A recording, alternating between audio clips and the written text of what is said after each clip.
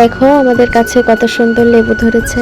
আর এমন লেবু গাছ কিন্তু আমাদের বাড়িতে আরো 10 থেকে 12টা আছে। অবস্থা সবার কেমন আছো তোমরা? এটা কিন্তু আমার বাবার বাড়ি। প্রত্যেকটা মেয়ের কাছে কিন্তু তার বাবার বাড়ি একটা ইমোশনের জায়গা, তাই না? আর এটা ঠিক পাওয়া যায় শুধুমাত্র বিয়ের পরে।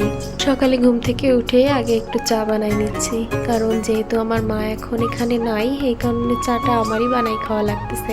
সেই ছোটবেলায় যখন ঘুম থেকে উঠতাম সবার আগে আমার মা 1 কাপ চা, বিস্কিট আর একটা ডিম সিদ্ধ করে দিত।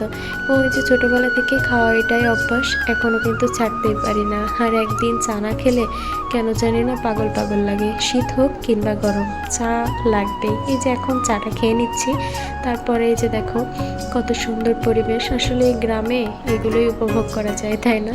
তারপরে আমি যে এখন একটু আমার মেয়ের জন্য নুডলস রান্না করব। আর এটা আমার বাবার বাড়ি। আমরা যখন ছোট ছিলাম তখন এই ঘরটা আমাদের ছিল। সেই দিনগুলোর কথা ভীষণ মনে পড়ে। আর ওই ভ্যান রাখা যে জায়গা, ওই জায়গা ছিল একটা রান্নাঘর। তারপরে একটা ঘুম দিয়ে উঠে যে এখন একটু নুডলস রান্না করে নিচ্ছি। একটা মেয়ে কিন্তু তার মাকে দেখেই সংসার করাটা শিখে। মারা কত কষ্ট করেই না সংসারটা করে, তারপরেও মেয়ের মায়ের কখনো দামই থাকে না। তারপরে যে আমি নুডলস রান্না করে এখন নুডলসটা বাটিতে ঢেলে নিলাম। তারপরে বিকালে তো নাস্তা লাগেই, তাই না? আমি যে এখন একটু ডাউলের বড়া বানায় নিচ্ছি, এগুলো সন্ধ্যায় খাবো। এর সাথে কিন্তু আবার সন্ধ্যায় চাও থাকবে। আমার তো সন্ধ্যা লাগলেই কোনো নাস্তা না খাইতে পারলে কেমন জানি না পাগল পাগল লাগে। তোমাদের কি সন্ধ্যা লাগলেই ক্ষুধা লাগে? নাস্তা না খাইলে কি চলে না? কমেন্ট করে জানাবা কিন্তু।